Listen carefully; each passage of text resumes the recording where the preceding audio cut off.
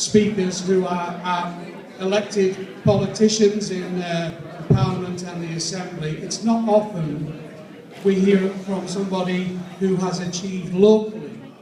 Here in the North West, by far our largest and our most electorally successful UKIP branch is the UKIP branch in Bolton. And so I'd like to welcome to speak to you about that the chairman of that branch, Councillor Richardson.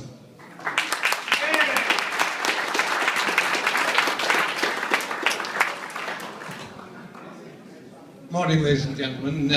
I'm Paul Richardson, Chairman of Bolton UKIP, and I had the distinction of being the first UKIP Councillor to be elected in Greater Manchester.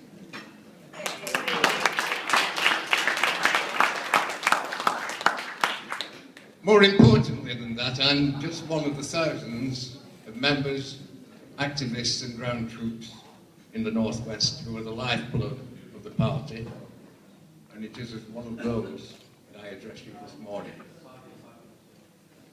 I was hoping that following the referendum result, UKIP members could sit back and enjoy the disarray at the top of the two main parties, but typically the goalposts move, and we now have our own leadership issue to deal with, and the future direction of the party to determine, which I hope will be done in a calm, collected and collegiate way. Many members and supporters were attracted to UKIP because of passionate views on the European Union. For me, it was always more than that. And now that the Brexit vote has been achieved, we can concentrate on what was always going to be essential for the future of UKIP. And that is the creation of a broad base in local government as a springboard to general election success. Local democracy has for years been corrupted by the operation of the party whip. In the northern mill towns, the Labour ruling groups have been the biggest culprits in this. Whips ensure that councillors adhere to the party diktat, with dire consequences if they don't. My colleague can testify to that. As a result, these councillors are less able and sometimes completely unable to represent the views and best interests of their electors. This, to me, is the weakness of the other parties, and it is also UKIP's strength.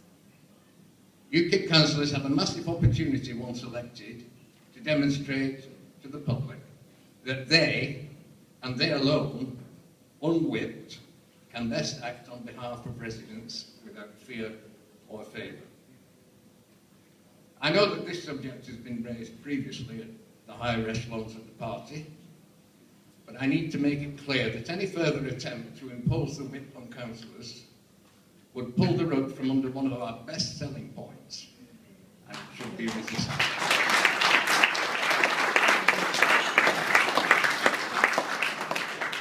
On the 24th of May 2014, having been a councillor for about 10 hours, I sat down and thought, what the hell do I do now? For several years I'd been a one-man awkward squad and a thorn in the side of Bolton Labour-controlled council. Now I relish the opportunity, to paraphrase Lyndon Johnson, of doing inside the tent what I'd previously been doing from the outside. My bottom line was simple. The job was twofold. One was to demonstrate that UKIP could successfully operate in local government in the North West, and two, to put the lie to the then public perception that UKIP was a one-trick pony and a collection of right-wing xenophobes, and that's putting it politely. I can report that in Bolton over the last 2 years, my colleagues and I on the council and in the branch have largely succeeded in doing both these things.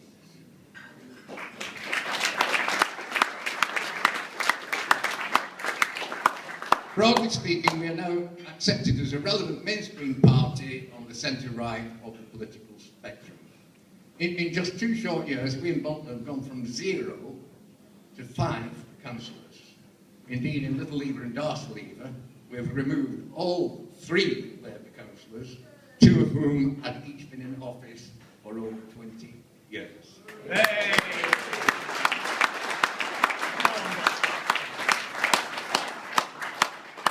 Now, in order to create that broad base in local government, we in the North West must start emulating Bolton's success across the counties and the region. The question is there anything that we did in Bolton which could be of help to other branches in the North West? And the answer is not necessarily. The demographics and political status quo of each county, constituency and branch vary immensely. On top of that, each branch is at a different stage of formative development. I would suggest, however, that organisational frameworks could be standardised across the region. It strikes me at the moment that each branch is operating in splendid isolation, doing its very best to produce success, but without a support structure from county or region that would allow the best ideas or strategies for success to flow upwards as well as downwards for the benefit of all. The campaign strategy, which I used in 2014, and which has since become known as a Little Lever model, was further refined in 2015 in Little Lever, and then expanded upon and used across all of our Bolton target seats in 2016.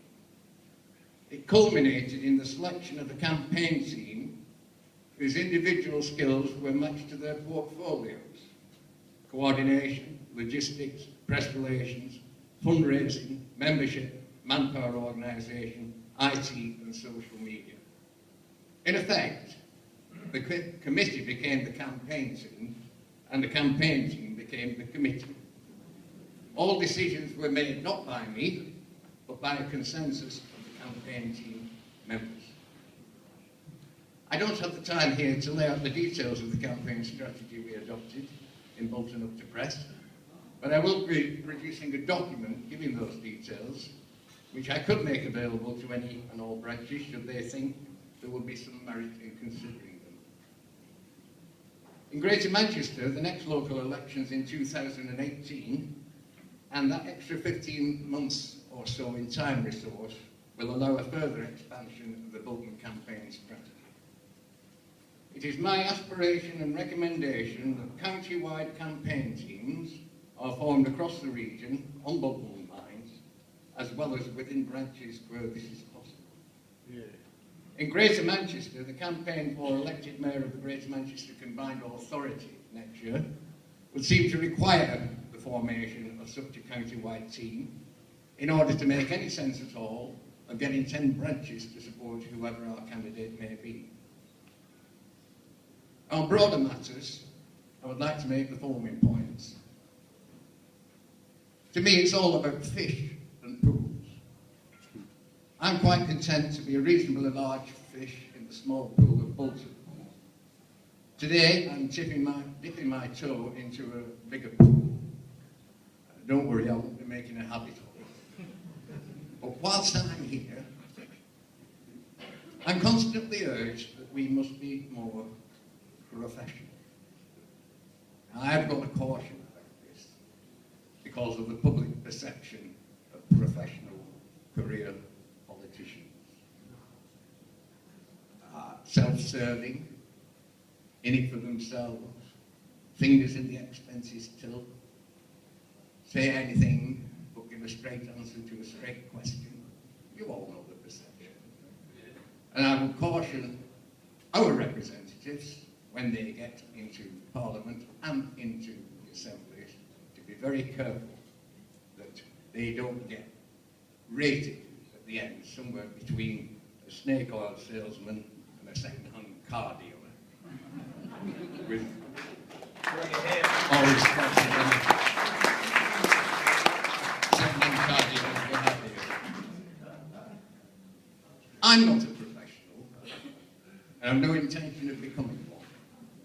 To invent a new word, I am a vocational.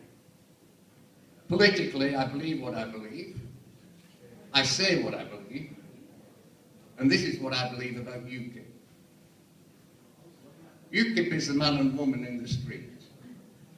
What they think, what they feel, their hopes and aspirations for themselves and their families. When UKIP is no longer that, it is nothing. When UKIP is no longer that, it will have betrayed everything that got it where it is. We are what other parties no longer are. We are the listening party. Take a lesson from the conflict at the heart of Labour's crisis and why we are taking Labour votes. This don't listen. So a word of caution to our future national leaders and representatives, and when we get MPs in Parliament, I discount the one we've got. The minute you join the Westminster bubble, the minute you adopt the trappings of how politicians are traditionally viewed, the minute you become professional in that sense of the word, you run the danger of being absorbed into the elite you profess to hate.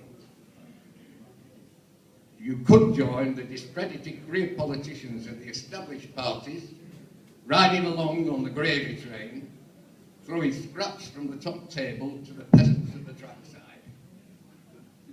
If you choose that path, I'm sorry, I won't be going with it. In Bolton, UKIP is now the third party on the council. Nationally, I think, UKIP is the third party by popular vote. We can, and we will, move on to greater things and higher positions. Of that, I have no doubt. As it stands, we have taken back control of our country. In doing this, some would say that UKIP has fulfilled its primary purpose. Maybe, but I tell you now that we have a bigger purpose.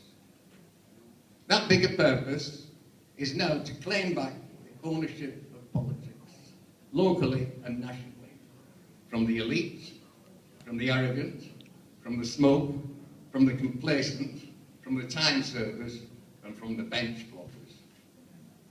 UKIP, from the new leader and his team, downwards, must take back that ownership and give it back to where it belongs, to the people of this great country of ours. Thank you.